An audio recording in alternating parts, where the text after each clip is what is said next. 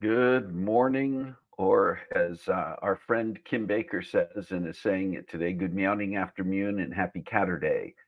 And it's good to see all of you here who are here, and thank you for taking the time. Hey, have you ever started a project with a tremendous amount of energy, and then as time goes by and the novelty and that initial energy wears off, it's just tough to keep going, and particularly tough to try to get it all the way to the finish line. That's true of new projects, new ventures. If you've ever actually physically run a marathon, then you know about that wall.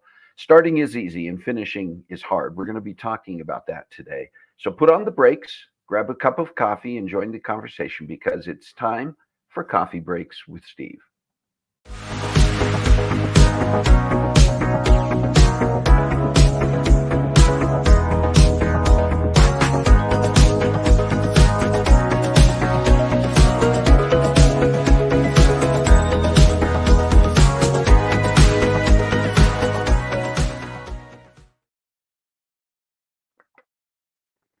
Oh, I need that today. How are you all doing? It's good to have you here. And again, welcome to Coffee Breaks with Steve on this Saturday, July 13th, 2024. If you're joining us live, wherever you may be, I'm glad you're here. And if you're tuning in later on and watching this recorded, we do record this. It's available for later viewing on both Facebook and YouTube.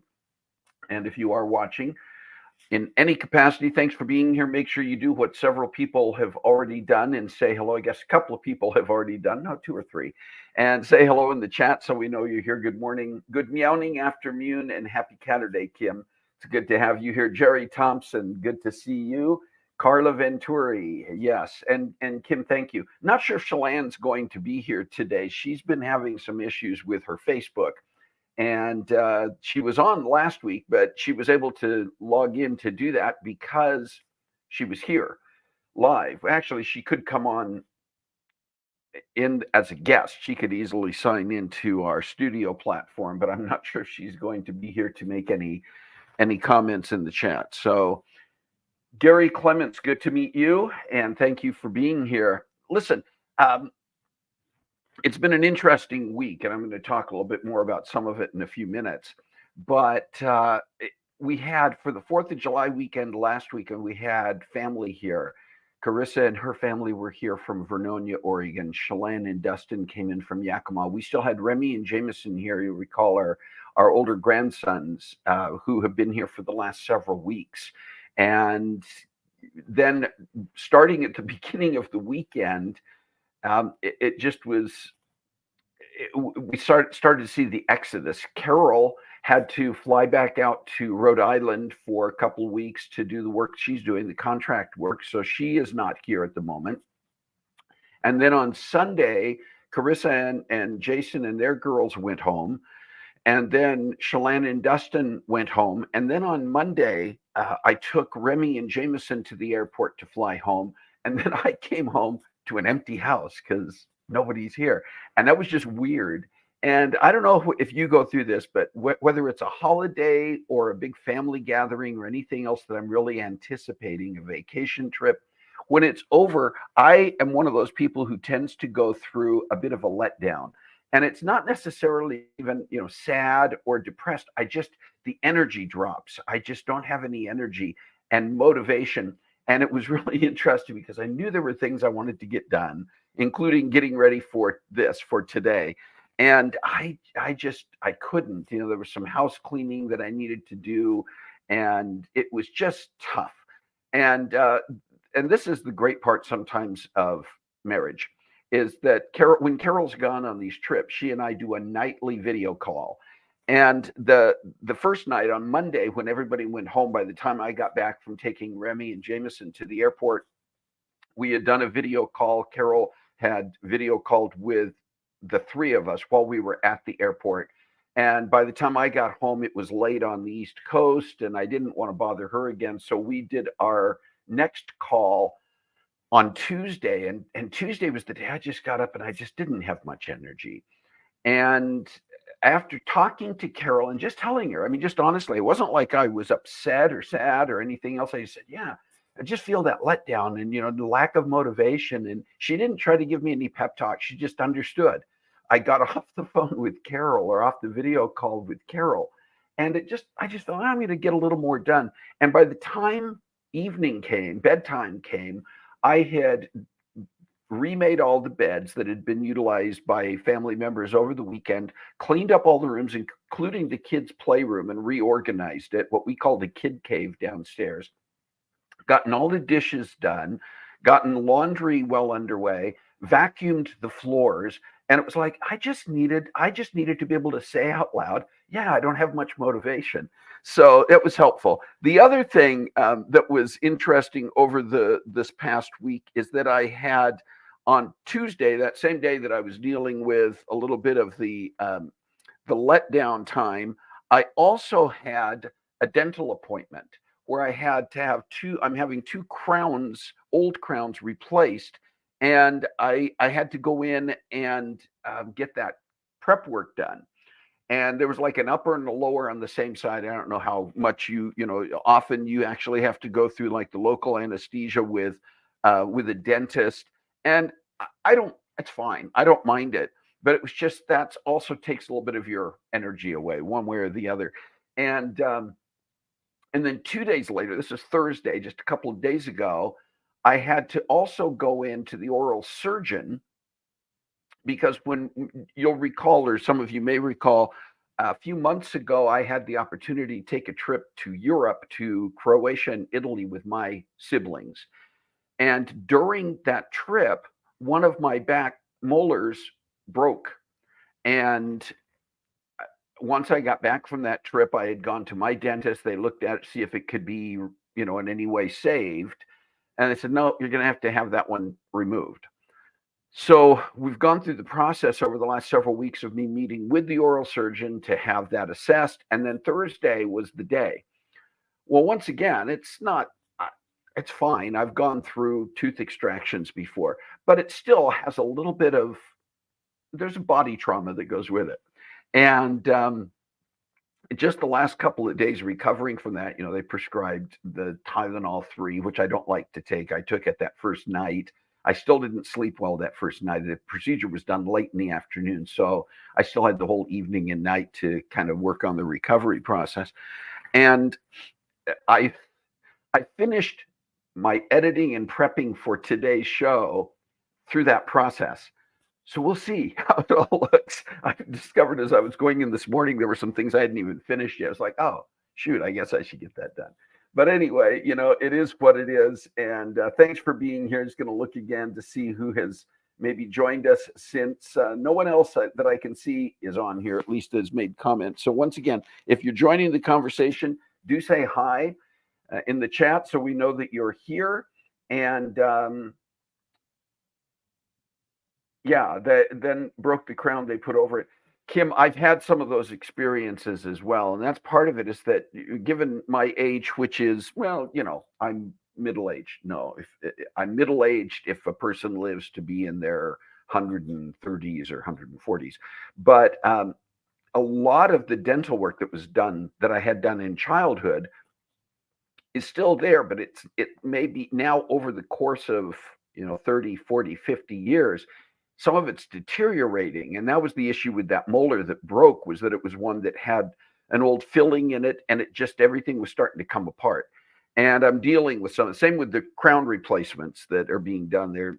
It's old stuff that has to be updated. And in a way, it's kind of pits, because now I'm paying again. I do have dental insurance, so some of it's covered, but paying again for things that were already paid for years ago. And that's just the way that goes. All right, listen, I want to share some things in our sweet and savory this week and just share with you what's coming up. The first one is going back. I mentioned that Remy and Jameson left on Monday. That is always tough. I don't want to do anything that throws the boys under the bus by talking about their emotions, but every time we have to say goodbye, especially when they've been here in the summer and it's like a 5 week visit, the goodbyes are tough, and I always end up being the one who takes them to the airport and gets the gate pass to see them off at the ramp. And you can't tell too much from these pictures, but that first one up in the corner of the selfie of the boys and I when they're lined up and ready to go, there were tears. I could just say, well, Remy and Jameson had some tears. It hits me too. And then we see them waving goodbye just as they get ready to go down the ramp. You'll notice that, Remy's making every effort to smile there. Jameson couldn't even pull that together. But anyway, they're home. They've got more adventures this summer. But it was just so great to have them here. If you were tuned in a few weeks ago, they were actually guests on the show to talk about 4th of July, Independence Day, and the trip that they took with Carol and I a couple of years ago back to the East Coast to visit some of the historical the sites associated with our country's founding and some additional fun that we had back there. So Remy and Jameson, love you both. So good that you were able to be here. Want to share some special days that are coming up this week. Tomorrow is Chelan's birthday. And she's not on today again because I think she's having some issues with her Facebook, which makes it tough for her to sign in. But happy birthday, Chelan. We will be talking tomorrow and celebrating a bit with you, even long distance. And then Jason Wheelock. Jason has a birthday coming up on the 16th. So happy birthday, Jason. We just had an opportunity to visit with Chelan and Jason as they were here, part of the family gathering last weekend. And again, it's good to be able to spend time, but we want to celebrate with you, Jason. And then my cousin, Kay Hartley, is celebrating a birthday this week as well on July 18th. So happy birthday, Kay. And we have an anniversary also. I noticed that Chelan's birthday is the 14th. Well, she and Dustin celebrate their anniversary on July 16th, and it'll be 13 years that they have now been married coming up this week. Wow. Well done. And congratulations to the two of you as you celebrate. Hey, do you have a special day this week that I didn't have on my calendar and or should have and forgot? If you have a special day this week, a birthday, an anniversary, something else special that you want to make sure we celebrate and acknowledge with, you can put it in the chat right now. And if you have one coming up, maybe later in the month of July, one of the upcoming weeks, maybe even August or later, and you want to make sure that we do put it on our calendar so that we can celebrate and acknowledge with you, you can send us an email at cbwsteve@comcast.net, and we'll make sure that we get that on our calendar, and in the proper week, we'll celebrate with you. We want to acknowledge you. All right, that's it for our sweet and savory. I want to tell you a little bit about our guest and our topic today. And I will tell you in advance, our guest was hoping to be here in the chat today. She had some things come up. We've been in touch the last day or so. She had some things come up that became a priority that she has to address today. Which is quite understandable. But when we get into this, you can still ask questions and make comments in the chat. She'll be able to come in later on and watch this and acknowledge and respond to those. But let me tell you a little bit about her.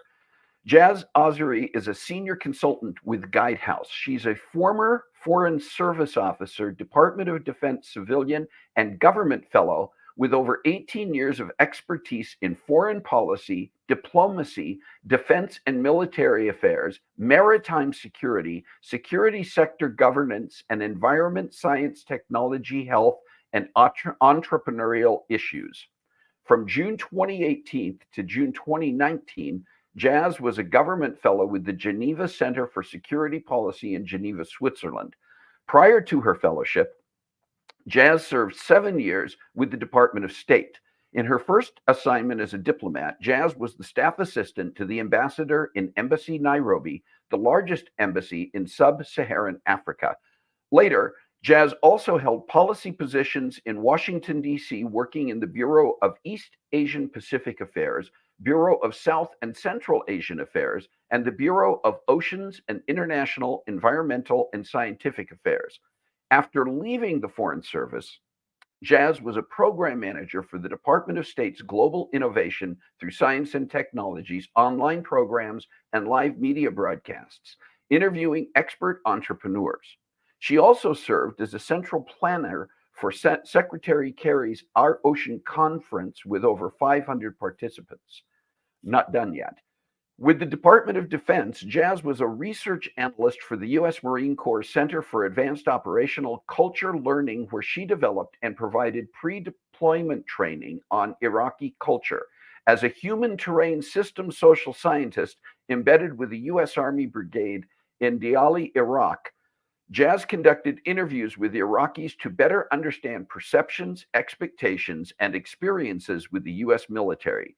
Jazz has published scholarly articles, including on terrorism and military psychology. I'm still not done. Jazz studied at the University of Kiel in Germany and at University College Dublin in Ireland.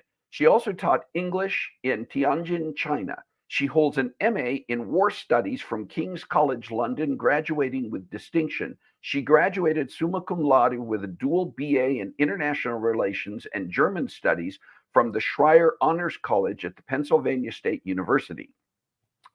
Jazz is fluent in German and has studied Kiswahili, French, Spanish, and Arabic. She has published 2 fiction novels, The Noble Rogues and The Obsidian Staff, which is the first in a 5-part series, the Lost Legacy series, and has held book signings in period attire at Barnes & Noble and the Maryland Renaissance Festival. Now I'm done and I can take a breath. Yeah, I don't want to cut that kind of an introduction or bio short because it's relevant to you understanding and hearing from this amazing lady. So now here is my conversation with Jazz Azari. Jazz, welcome to Coffee Breaks with Steve. Good to have you here. Thanks, Steve. Good to be here. So, everybody's story is unique. Everybody's story is interesting. Shared your biography in the introduction. I always think it's interesting to talk about origins and things that influence in childhood. Do you want to share a little bit about some of those things in your life? Absolutely. Well, growing up, my parents worked extremely hard. My father was a computer engineer and he worked 12 to 14-hour days, sometimes 7 days a week. And he was handling, if you remember, those giant computer servers that used to take up 5 or 6 rooms. That Yes. was his, yes, that was his profession. And my mom also had a full-time job. And in the evening, she went to Temple Law School. And I think I was about maybe 8 years old. And my brother and I would accompany her with our brown bag lunches, turned brown bag dinners, and our homework. And we would sit very quietly in this giant lecture hall with my mother doing our homework. And an 8-year-old is not going to have probably 2 hours worth of homework. And so we didn't have cell phones. And I'm sitting and, what does a child do? Well, you have a pencil, you have some paper. And I did what any child at the time would do. And I doodled and I daydreamed. And when I was daydreaming, I actually started writing down what I was thinking about and sort of little threads about what I was observing. And I would say that was probably the foundation of my creative writing career, were Okay. those little snippets in law school. Do you still doodle? Do you still find yourself doodling as you write? Is that part of your thought process? Yes. And actually, Steve, it's really interesting because have you ever seen a storyboard for a movie where they Oh, show it yes. looks like a comic? What Yeah. I've found is if I'm describing a scene, and for example, I'm describing the castle in Sylvius, which is the Elven realm, I literally have to draw everything before I can actually describe it because I forget what it looks like. And so I have this beautiful picture and I have, where the characters are positioned. It's 100% necessary. And I didn't know until I started writing. It's very useful. The other question that came to my mind is, by any chance, did you save any of those early childhood papers with the doodles and your daydreams? I probably have them in a box in a basement somewhere. That's a really good question. It actually makes me want to go back and see if I can find it. I will say this was later, maybe I was 10 or 11. I wrote a book at the time, and I think most 10 or 11-year-old girls do this. And it was probably 100 pages. I Wow. don't know where that is, but it would be great to rediscover that and say, oh, maybe this will be something that I can connect with the younger audience. I can't now, but as a 10-year-old and other 10-year-olds reading it, why not? Yeah. So now you're going to these lecture halls, you're experiencing your mom's path. How did that start to influence where you went as you got older, how that influenced you as you grew? Well, what's interesting is I would not say that the law school part necessarily influenced maybe my career goals, but it Okay. was related to the fact that my grandmother used to take my brother and me to our activities when my mom was in school or when she wasn't working. And one of those activities was actually martial arts. And Mhm. martial arts really provided the guiding principles in which I lead my life today, and also I think helped me on my career path. So the instructor that we had was a former Navy SEAL. He was sort of built as solidly as an oak tree, very strict as you can imagine, also very encouraging. And just like many martial arts studios, he started with a student's creed. And this was Mhm. basically talking about being a good citizen and doing community service. And he also had 5 tenets where we recited them every day, 3 days a week, for however many years I was in it. And the 5 tenets really are the core of what I try and put into my characters, and again, just how I try and be a good person. And so that's courtesy, integrity, perseverance, self-control, and indomitable spirit. And so that I wish that every child could take at least a year of martial arts because it really does give you a good grounding in how you should live your life. The other Yeah. part of martial arts that I think is really valuable is the fact that there's discipline. Um, Mhm. there are other places you can learn discipline, but when I talk about discipline, I don't mean doing the 50 push ups or doing the 50 sit ups. It's really about the fact that when you start a task, you can't quit. You have to get to the end. And Mm. so, for example, we might be sparring for 15 minutes, and every 5 minutes you get a fresh opponent. It doesn't matter how tired you are. It doesn't matter if mentally you're thinking, this is the last thing I want to do right now. Master Catherine says it, you're going to get to the end. And so, what I tell people is starting is easy, finishing is hard. And if you're an entrepreneur, Mm. if you're an author in particular, a lot of writers get really frustrated and they have their first 5 chapters and they say, I just can't do it. Well, that's really a matter of discipline and know when to step back, but always make sure that you finish. Lots of times you hear for athletes, marathon runners are a prime example of this, talk about hitting a wall when Mm. you're pursuing something that is more of the, less the sprint, more the long term. Do you see that being part of what you just described? And how have you personally worked at pushing past that wall? Well, it's an interesting concept, Steve, because some people feel like they need a very linear progress of their writing. So I start with chapter one and I have to go until chapter two and it has to be complete. The way that I write is I always start with the concept, but my writing is going to be messy. It's not going to have the best words. But the ideas are there. And then also, if I have a really good scene that I can't fit into book one, I'll write the scene, I'll save it onto the computer, and I actually Mm. wrote the first 4 books by inserting scenes here and there. And it for me, it's not a linear process, and because of that, I don't hit a wall. I just go, I said, all right, well, if the river is flowing one way, I'm going to go in that direction. If it forks off, I'll take the path of least resistance. I can always come back. You mentioned earlier you referenced storyboards. Do you actually storyboard your novels? Is that part of the process for you when you're developing concepts? Does that help you visualize, or do you have other ways of visualizing the story? I'm going to sound like a terrible author, but I do not create an outline or a storyboard. Part of it is because of the fact, and I'm sure you've heard this often, is the characters take their own paths. And so if I try and impose structure on the story when the characters might do something that's even unpredictable to me, it doesn't fit. It's more of a fluid process. I do sometimes know where I want to end, because if there is morality in the book, then I do want certain themes to emerge, but I let that happen organically. Have you already got the concepts for additional novels in your series? Yes. So when I was writing, again, because it's not a linear process for me, I wrote the first novel, the second, and some of these novels actually split in two because they became so much longer over time. Third and fourth. And now I think with the Lost Legacy series, I'm up to maybe six versus Okay. four. The Noble Rogues is a standalone book. Right. There was an idea for a sequel at one point, and maybe that will still happen someday. The other thing you'll notice about authors, and I think it's Michael Lewis who does the same thing. He had a master class that was brilliant.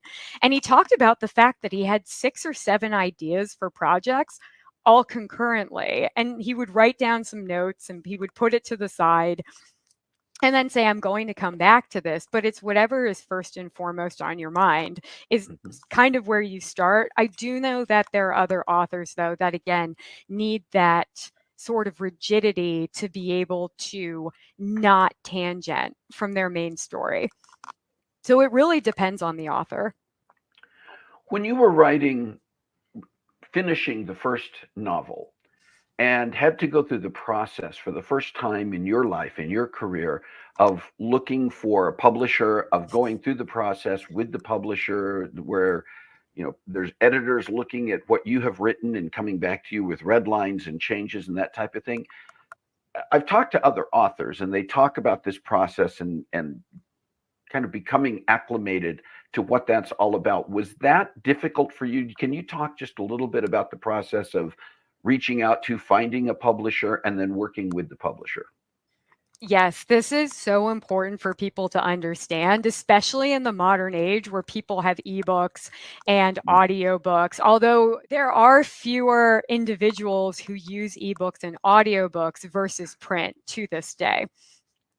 One of the aspects that I found with the Noble Rogues, because that was published in 2006, we were still using, there was a handbook that listed all of the publishers and all of the agents, because typically you have to find an agent. Getting to a publisher Right. directly, right, is not common, I would say.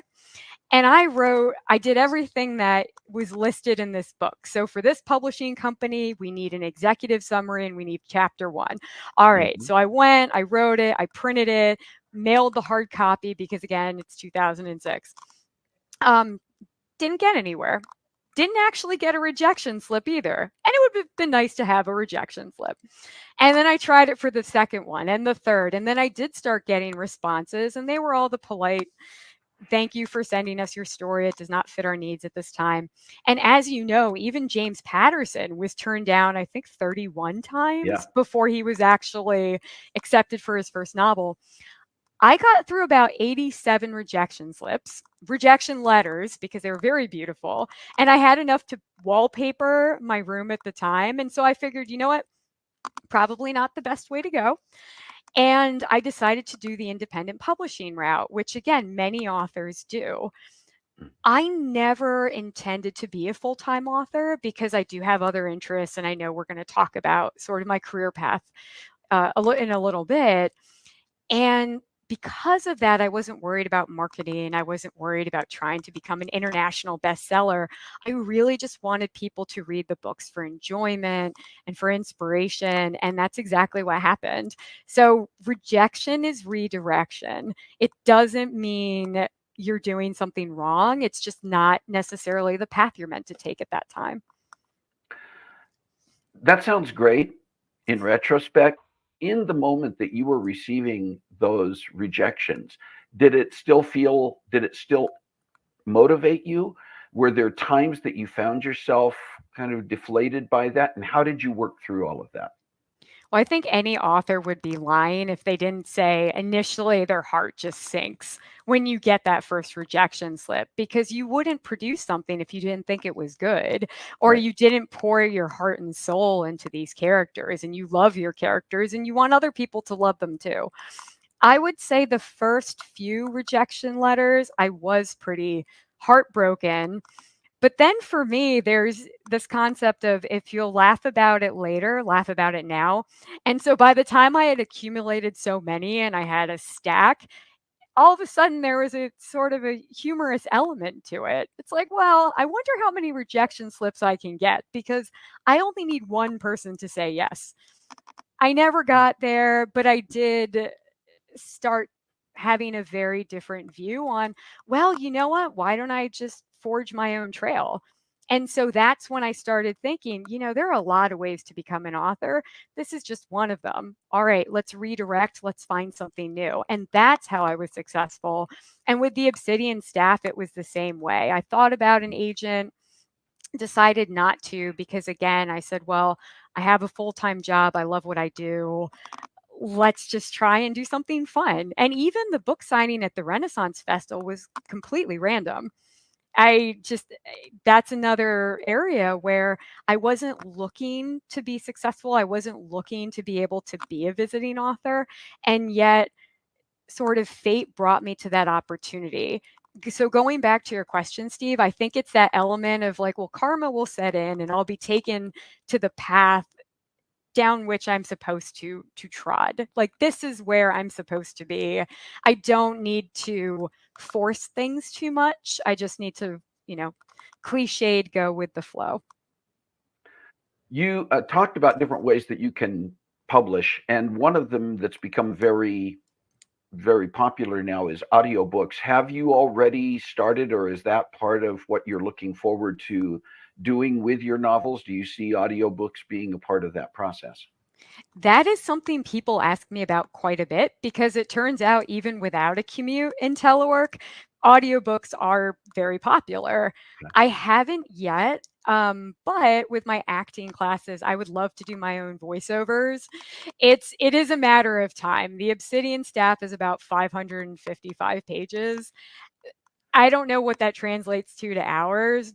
You do need a professional to take over. Do you find that the process when you're writing is putting yourself in the place of a potential reader or putting yourself in the place of the characters who are coming alive in the novel? Or is there some combination, amalgam of that that you have to think through as you're writing? I would say the latter first. So thinking through as the character versus as the reader.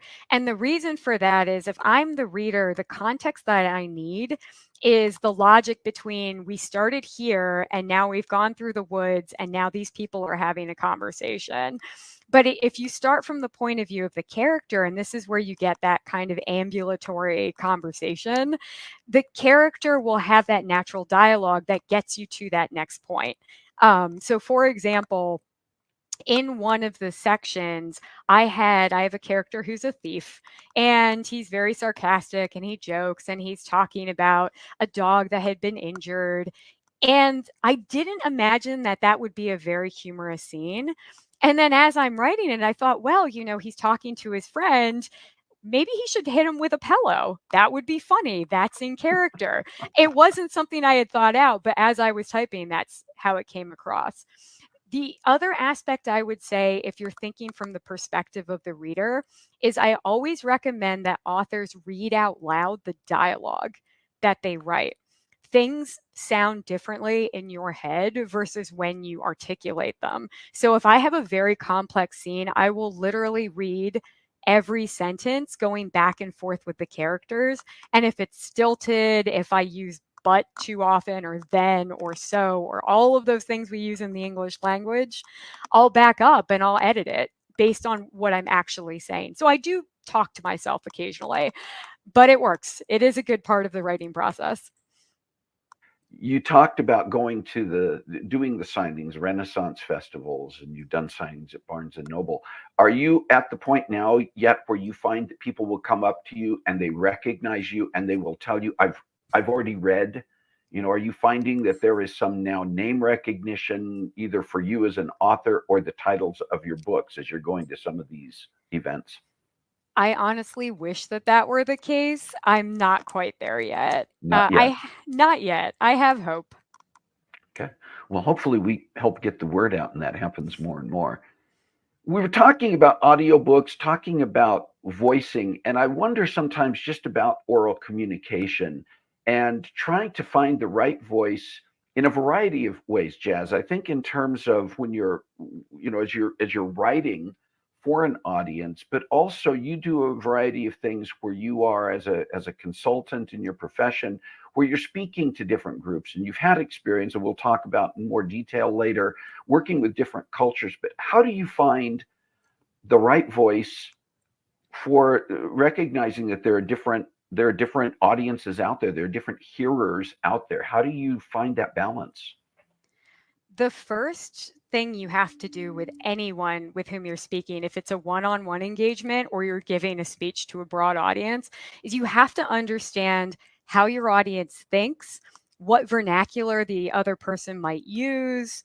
A lot of that for me is asking a lot of open-ended questions. So when you and I started this process, I wanted to know more about you, Steve. I wanted to Right. know what you're interested in.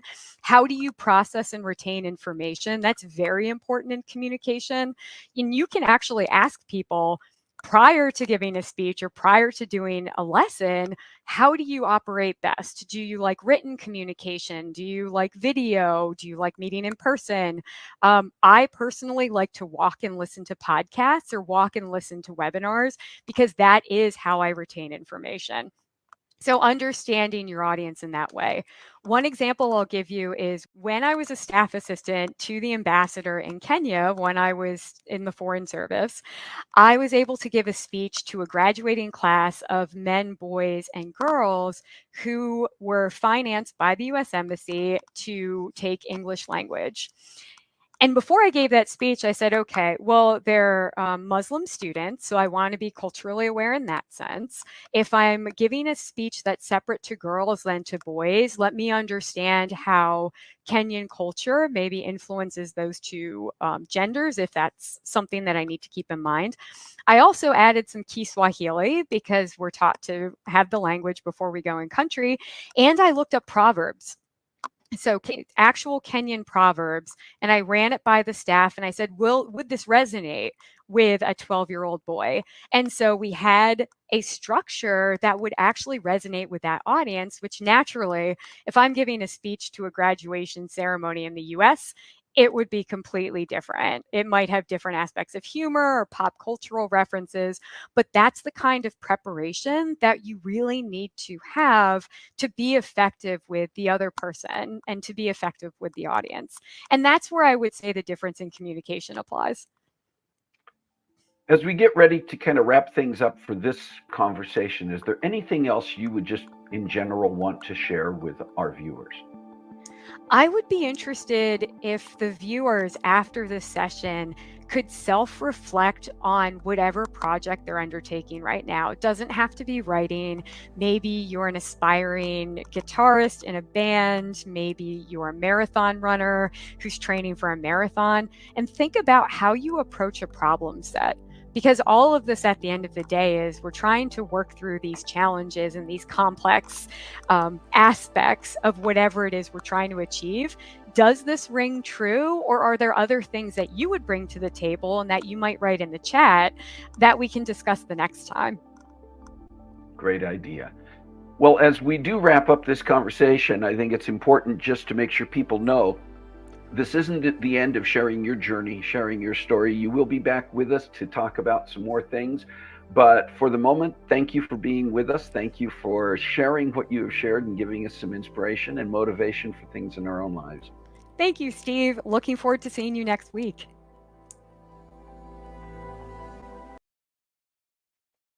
All right. My first one-on-one conversation, shared conversation with Jazz Azari. And as you caught there at the end, I mentioned and then she specified that we're doing something interesting, and that is that Jazz is going to be back next week. We actually recorded two different conversations, just so much material to cover, and so much great inspiration and motivation in what Jazz has to share. I like the fact that at the end of this, she actually put out a bit of a challenge and a call to action to all of us to think about the things in our own lives that have been, maybe easy at the start and tougher at the finish, and how do we work through? What are our motivators? What are the things that influence and get us to push forward, sometimes past that wall? Or do we have other methods, as Jazz talked about, for getting through some of those things? And I so appreciate, as we talked about, here's the reality. You can look at someone like Jazz Azari and you can say, okay, well, I look at that and I'm a total underachiever. The reality is we all are achievers. We all have a unique and individual perspective on life, and we all have experiences that we can share. We all have a biography that could be used as an introduction. You say, yeah, but I didn't get all the degrees. I don't have the international experience. I haven't worked in the government or advised the military. It doesn't matter. I didn't ask Jazz to be on here because she has extraordinary credentials, although she does.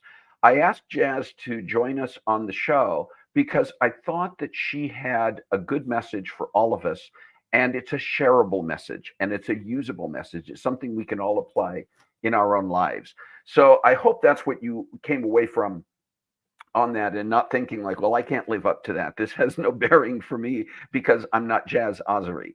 No, you're not. You are whoever you are. And Jerry, I'm with you. I actually, when Jazz provided me with her bio to read as the introduction, my first response was, sorry, I can't read this on the air. It just makes me feel too much like an underachiever. And she was like, oh my gosh. And then I had followed that up immediately in that message by saying, no, I'm just kidding.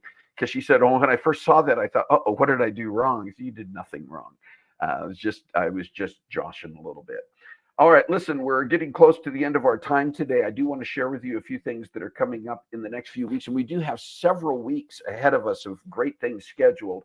So I would like to let you know what you are in store for in the coming weeks. And the first one, of course, is that next week, July 20th, Jazz Azari will be back for the second conversation. And this one is more focused on not only her authorship, but other elements of her experience. But the message is, be the hero of your own story. If you enjoyed and were inspired by anything she said today, you'll want to be back to see this next week. And then the following week, July 27th, two teachers who are married to each other, just a great story all the way around. Jason and Sherilyn Boris are both music teachers in the same school district in California. And not only they have a great love story. It's just a great story about meeting and their togetherness, and also about their creativity and their experiences as teachers. I always think talking to educators is important. I also think, as you well know, I have a tremendous affinity and love for the arts, music and theater and fine arts and visual arts. And so talking to people who can bring a perspective on that is also important. And they are just funny and creative. You will not want to miss that. I say it every time. You don't want to miss this. You don't. And then we got a couple of weeks where Carol and I are going to be traveling. And once again, Carissa and Chelan are taking over. And it's going to be fun. They already have some things lined up. We're not sharing that yet, but they have guests and topics they'll be presenting on August 3rd and August 10th. And if you've been on before, when they have been on the show or when they took over the show in the past, you know it's going to be a lot of fun. And it's also going to be very informative and very interesting. And then on August 17th, Chelan will still be on, but she and I are actually going to be in Las Vegas. There are some projects going on that primarily I'm there to support Chelan as she's doing some things, but we're also going to take some time to experience the city.